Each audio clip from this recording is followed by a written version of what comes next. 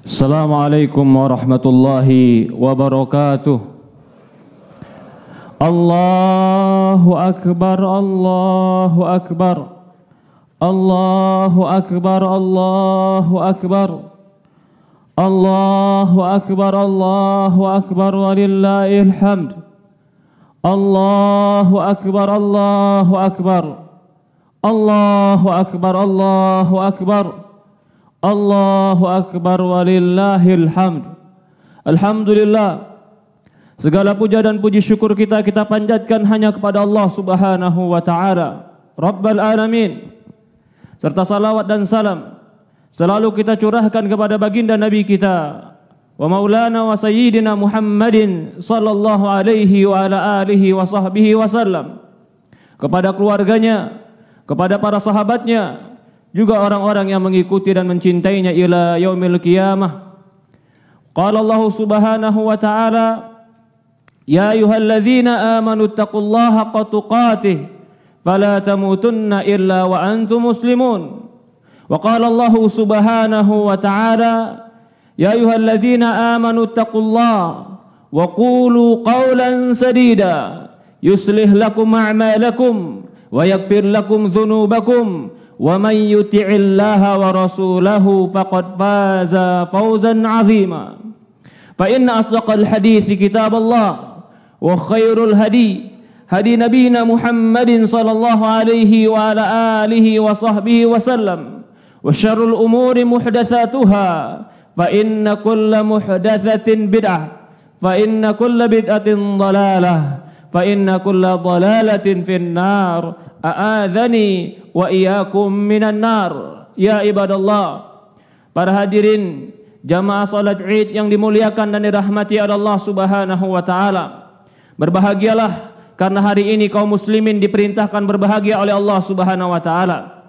Baginda Rasulullah sallallahu alaihi wasallam bersabda dalam sebuah hadis, li shaimin farhatan, farhatun inda fitrih wa farhatun inda liqa'i rabbih. Kata Rasulullah sallallahu alaihi wasallam, bagi orang yang berpuasa mereka akan mendapatkan dua kebahagiaan. Yang pertama, mereka bahagia dengan hari fitri mereka. Yang kedua, mereka bahagia ketika mereka bertemu dengan Allah Subhanahu wa taala. Di hari fitri ini kita diperintahkan oleh Rasulullah SAW untuk makan, untuk minum, beribadahnya di hari ini dengan bersyukur kepada Allah. Yang tadinya kita beribadah dengan puasa, bahkan hari ini dilarang oleh Rasulullah SAW bagi kita untuk berpuasa. Ya ibadallah, bulan Ramadan telah berlalu, bulan pendidikan, bulan pelatihan yang Allah Subhanahu wa taala berikan kepada kita untuk mensucikan jiwa kita dan agar kita menjadi orang-orang yang bertakwa. Dan ketika kita menjadi orang yang bertakwa, ketakwaan itu kembali kepada kita. Allah Subhanahu wa taala menyediakan bagi orang-orang bertakwa itu kesuksesan di dunia dan di akhirat. Maka dengan ini, jika kita pahami perintah Allah untuk melakukan ibadah pada bulan Ramadan, kebaikannya kembali kepada kita. Baik itu kembali kepada tazkiyatun nafs, pensucian diri kita, juga kembali kepada ketakwaan, yang ketakwaan itu merupakan sumber kebaikan bagi kita dunia dan akhirat. Ya ibadallah, di bulan Ramadan Allah mensucikan dosa-dosa kita. Dengan bertemu Ramadan Allah gugurkan dosa kita. Dengan puasa Allah gugurkan dosa kita. Dengan sholat malam Allah gugurkan dosa kita. Bahkan di setiap amalan kita, di setiap kegiatan kita, di Ramadan ada penggugur dosa. Maka itu Rasulullah SAW mengatakan, wail, atau Jibril mengatakan celaka mereka. Celaka mereka yang mendapati Ramadan walam yukfarullah, kemudian tidak diampuni dosanya. Bagaimana bisa seorang mukmin bertemu dengan Ramadan lalu tidak diampuni dosanya, sementara di Ramadan penuh dengan ampunan dosa dan merupakan pensucian bagi dosa-dosa kita. Itulah Ramadan, pensucian bagi dosa kita. Tidak berhenti sampai di situ. Setelah Ramadan Allah Subhanahu wa taala sucikan harta kita. Allah perintahkan kita untuk zakat. Dalam hadis Abdullah bin Abbas mengatakan, farada Rasulullah SAW zakatul fitr taharatan lis-shaim minal lagwi war rafas. Kata Abdullah bin Abbas radhiyallahu an, Rasulullah SAW mewajibkan zakat fitri bagi kita sebagai pensuci, taharah, pembersih lisaim, bagi orang-orang yang berpuasa, dari puasa yang sia-sia dan puasa yang cacat. Ya ibadallah yang dimuliakan dan dirahmati Allah Subhanahu wa taala. Jika kita melihat banyak sekali dalam Al-Qur'an atau dalam hadis atau dalam amalan-amalan Rasulullah SAW di bulan Ramadan ini, yang pada hakikatnya amalan itu memberikan kesucian pada diri kita. Bahkan bukan hanya kepada diri kita, tapi mensucikan kepada harta kita. Khudh min amwalihim shadaqah tutahhiruhum bihi wa tuzakkihim. Kata Allah Subhanahu wa taala, ambillah dari harta mereka sebagai zakat, sebagai sedekah, yang itu akan mensucikan mereka dan tazki. Di dalam ayat ini dikaitkan antara toharoh dan tazkiyah, zakat. Kata para ulama, toharoh itu membersihkan, zakat itu membesarkan dan memperbanyak. Maka ketika Allah Subhanahu wa taala perintahkan kita berzakat, bukan untuk mengurangi harta kita, bukan untuk mengurangi apa yang ada pada kita, tapi Allah membersihkan dari yang kotor, dan Allah akan tumbuhkan yang baik dari harta-harta kita yang baik. Ya ibadallah, di antara amalan yang Rasulullah SAW ajarkan kepada kita ketika kita sudah mendapatkan kebaikan-kebaikan Ramadan adalah pesucian jiwa.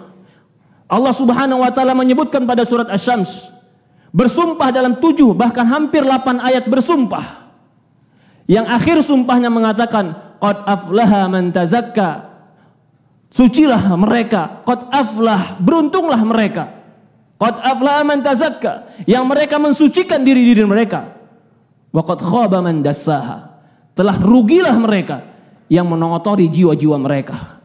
Allah katakan aflah, orang yang mensucikan diri mereka itu adalah orang yang beruntung.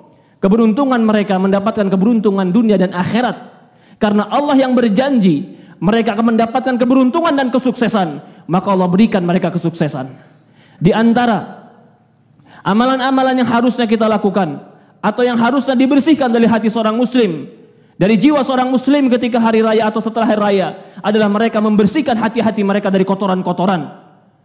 Allah Subhanahu wa taala dalam Al-Qur'an mengatakan, di hari yang tidak bermanfaat malu wala banun, di hari itu tidak bermanfaat harta, di hari itu tidak bermanfaat banun, keturunan, illa man atallah, kecuali mereka yang datang kepada Allah biqalbin salim, hati mereka selamat, hati mereka bersih, hati mereka suci.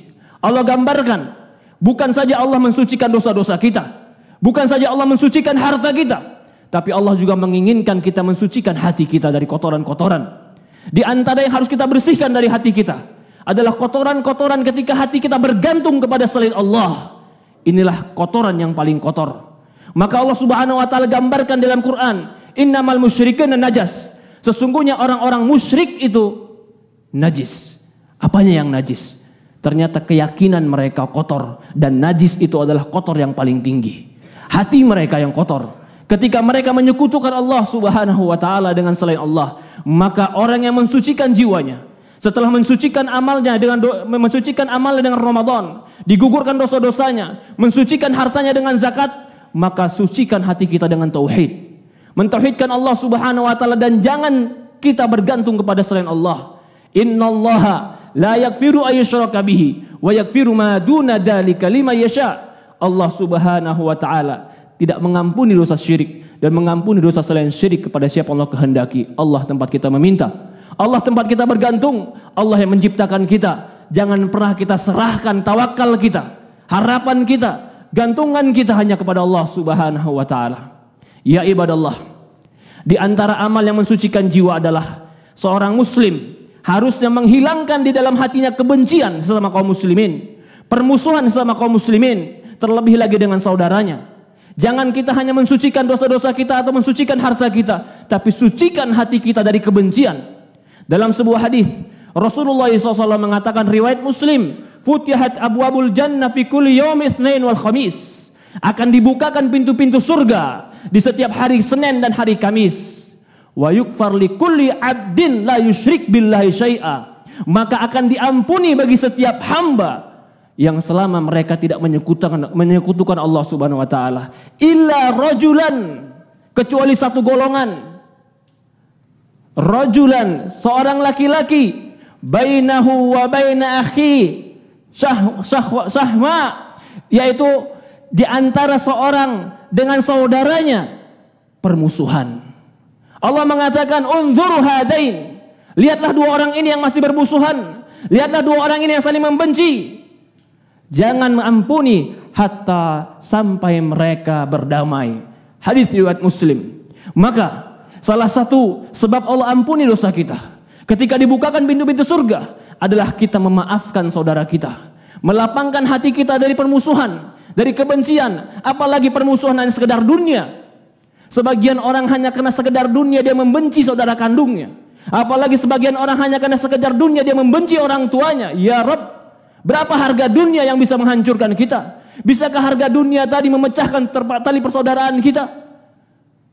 Ya ibadallah, dalam sebuah hadis Rasulullah mengatakan, Innallaha rafa' bil'afu ma zadallahu bi'afu illa izzan. Kata Rasulullah SAW, tidaklah Allah tambah bagi orang yang memaafkan kecuali sifat kemuliaan. Orang yang memaafkan itu orang yang mulia. Orang yang memaafkan itu orang yang akan Allah Subhanahu wa taala angkat derajatnya. Orang yang memaafkan itulah orang yang penuh dengan kehormatan dan kewibawaan. Tapi orang yang tidak memaafkan itu sedang menunjukkan jeleknya diri dia. Allah Subhanahu wa taala berfirman, "Wal ya'fu wal yasfahu." Hendaklah mereka memaafkan, hendaklah mereka mengampuni. Bukankah mereka menginginkan agar Allah mengampuni mereka? Ketika kita berharap Allah ampuni kita, ketika kita berharap semoga Allah Subhanahu wa taala lupakan semua dosa kita, Allah katakan, "Fal ya'fu fal yasfahu." Kalau begitu, kau maafkan juga orang lain. Kalau begitu, kau ampuni juga orang lain sebagaimana engkau berharap supaya Allah mengampuni dirimu. Kalau kita mengharap Allah mengampuni kita, maka ampuni dan maafkan orang lain. Ya ibadallah, di antara bentuk kesucian yang harus kita jaga adalah kesucian hati ketika hari raya ini dari sifat-sifat takabur, sifat-sifat sombong. Sombong itu adalah batrul haq wa ghamtun nas. Sombong itu adalah menolak kebenaran dan merendahkan manusia. Maka kebenaran yang paling benar adalah Al-Quran dan hadis. Orang yang menolak Quran dan hadis itu orang yang paling sombong menurut definisi Quran. Dan orang yang merendahkan manusia itu adalah orang yang sombong menurut definisi hadis. Bisa jadi dia merendahkan manusia karena ibadahnya. Selama Ramadan dia ibadah kuat, selama Ramadan dia sholat yang banyak, selama Ramadan dia baca Quran yang banyak. Ketika melihat orang lain tidak baca Quran, dia katakan saya lebih baik dari dia. Merendahkan orang lain dalam ibadah, itu pun sombong. Merendahkan orang lain dalam ilmu, itu pun sombong. Merendahkan orang lain dalam kehormatan, nasab, itu pun sombong. Merendahkan orang lain dalam harta, itu pun sombong. Rasulullah SAW mengatakan dalam sebuah hadis, la yadkhulul jannah man kana fi qalbi mithqala dzarratin minal kibr. Tidak akan masuk surga orang yang di hatinya ada setitik kesombongan. Jangan pernah kita merendahkan orang lain karena nikmat yang Allah berikan kepada kita. Ketika Allah berikan kita nikmat, bisa beribadah yang banyak, bisa sholat malam yang banyak, bisa baca Quran yang banyak, bukan sombong yang keluar dari diri kita, tapi syukur Allah mudahkan kita melakukan kebaikan. Ketika Allah Subhanahu wa taala tinggikan derajat kita dari sisi ekonomi dibanding orang yang lain, bukan sombong yang keluar dari kita, tapi syukur Allah memudahkan kita. Ketahuilah, keberhasilan kita bukan karena kecerdasan kita, keberhasilan kita bukan karena kegigihan kita semata, tapi karena Allah yang menakdirkan kebaikan itu untuk kita. Kalau kita sadari ini, maka bukan sombong yang keluar dari lisan seorang muslim, tapi selalu memuji Allah Subhanahu wa taala. Ya ibadallah, di antaranya juga yang harus dilakukan atau dimiliki seorang muslim ketika membersihkan dosa-dosanya dengan Ramadan, maka bersihkan hatinya dari hasad, dari dengki, dari iri. Am yahsadunan nas bima atahumullah min fadlih. Allah mengatakan di Quran, apakah mereka hasad dengan apa-apa yang Allah membaginya dan memberikannya? Orang hasad itu adalah orang yang tidak ridho yang kebaikan itu ada pada orang lain. Apakah orang yang telah Allah berikan kebaikan lalu ada orang lain tidak ridho, maka seolah-olah dia tidak ridho dengan pembagian Allah. Itulah kenapa orang yang hasad itu akan gugur amalannya, sebagaikan api yang memakan kayu bakar. Fa innal hasad ta'kulu hasanat kama ta'kulun nar hatab. Kata Rasulullah SAW, sesungguhnya hasad itu akan menggugurkan amalan sebagaimana api membakar kayu menjadi debu. Orang yang beramal tapi memiliki hasad, khawatir amalnya gugur. Karena orang yang hasad pada hakikatnya tidak suka dengan pembagian Allah. Ketika ada orang yang Allah lebihkan dari kita, itu ridho Allah, itu takdir Allah. Apakah kita tidak ridho dengan takdir Allah Subhanahu wa taala? Maka orang yang hasad akan menyempitkan dirinya sendiri. Ya ibadallah, di dalam bulan Syawal ini, setelah bulan Ramadan, Allah menginginkan kita menjadi suci, menjadi bersih, terhapuslah dosa kita, dibersihkannya harta kita, dan dibersihkannya hati kita. Semoga Allah Subhanahu wa taala membersihkan semua kebaikan-kebaikan, membersihkan dosa-dosa kita dan memberikan kepada kita kebaikan. Barakallahu lakum fil Qur'anil Karim wa nafa'ani wa iyyakum bima fihi minal ayati wa dzikril hakim wa taqabbalallahu minni wa minkum tilawatuhu wastaghfiruh innahu huwal ghafurur rahim. Ya Rabbi shrah li sadri wa yassir li amri wahlul 'uqdatam min lisani. Allahu akbar. Allahu akbar, Allahu akbar walillahil hamd. Allahu akbar, Allahu akbar, Allahu akbar walillahil hamd. Allahu akbar, Allahu akbar, Allahu akbar walillahil hamd. Ya ibadallah, apa yang Allah Subhanahu wa taala inginkan untuk kita adalah kesucian. Apa yang Allah inginkan untuk kita adalah kebersihan, sehingga kita bertemu Allah. Laisa lana khati'ah, tidak ada dosa lagi bagi kita. Ya ibadallah, Ramadan itu hanya sebagai pelatihan, bukan puncak dari segala ibadah. Berhentinya Ramadan bukan berarti berhentinya ibadah kita. Berhentinya Ramadan bukan berarti berhentinya kita sedekah. Berhentinya Ramadan bukan berhentinya kita sholat malam. Allah Subhanahu wa taala berfirman dalam Quran, wa'bud rabbaka hatta ya'tiyakal yakin. Kata Allah Subhanahu wa taala, beribadahlah kepada Allah hatta ya'tiyakal yakin, sampai kematian datang kepadamu. Kita ibadah kepada Allah bukan hanya karena Ramadan saja, tapi Allah melipat gandakan kebaikan di Ramadan. Tapi kita ibadah kepada Allah sampai kita mati. Bahkan Rasulullah SAW mengatakan dalam sebuah hadis, kata Rasulullah SAW, isbiru hatta talqawni alal haud. Kata Rasulullah SAW, sabarlah kalian. Sabar dalam agama kita, sabar dalam ketaatan, sabar dalam kebaikan, sabar dalam meninggalkan kemaksiatan. Sampai kapan sabar ini ada? Maka bagi orang-orang yang soleh, yang mereka berharap pertemuan dengan Allah Subhanahu wa taala, mereka bersabar untuk taat kepada Allah sampai bertemu Rasulullah SAW di telaga. Salah jika mereka menyangka bahwasannya ibadah itu hanya pada Ramadan. Salah jika ada yang menyangka bahwasannya ketaatan itu hanya Ramadan. Tetaplah istiqomah walaupun di luar bulan Ramadan.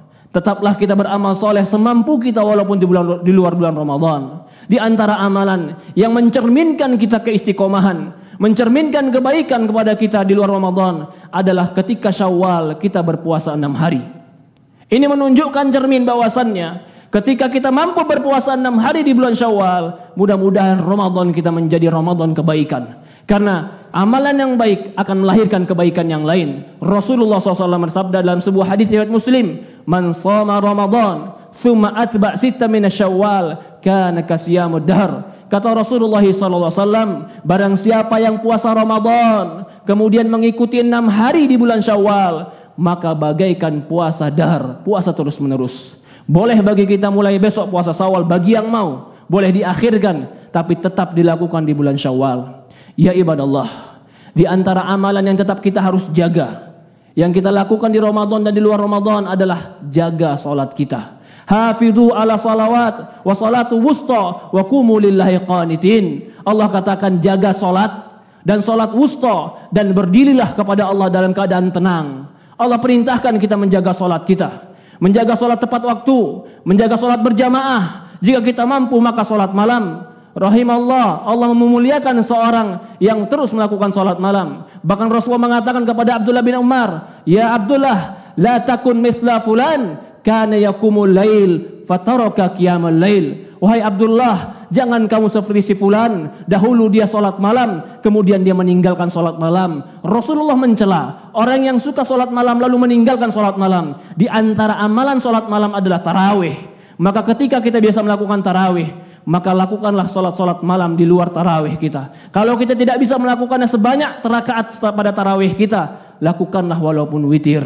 Ya ibadallah, beribadah kepada Allah 1 bulan mungkin bisa dipertahankan oleh banyak orang, tapi yang berat adalah kita istiqomah. Maka tetaplah menjadi orang yang baik. Tetap berusahalah menjadi orang yang soleh walaupun di luar Ramadan. Tetap berjuanglah untuk mendekatkan diri kepada Allah Subhanahu wa taala. Karena inti daripada Ramadan agar kita menjadi orang yang baik di luar Ramadan. Semoga Allah Subhanahu wa taala berkahi kita. Semoga Allah Subhanahu wa taala berikan kebaikan kepada kita, kepada keluarga kita, kepada pemerintahan kita, kepada negara kita. Allahumma sholli ala Muhammad wa ala Muhammad kama sholaita ala Ibrahim wa ala Ibrahim innaka Hamidul Majid. Allahumma barik ala Muhammad wa ala Muhammad kama barakta ala Ibrahim innaka Hamidul Majid. Allahumma nas'alukal huda wat tuqa wal afafa wal ghina. Ya muqallibal qulub, tsabbit qulubana ala dinika wa tsabbit qulubana ala ta'atik. Rabbana ighfir lana wa liwalidayna warhamhuma kama rabbayana shaghira. Rabbana atina fid dunya hasanah wa fil akhirati hasanah wa qina azabannar. Walhamdulillahi rabbil alamin.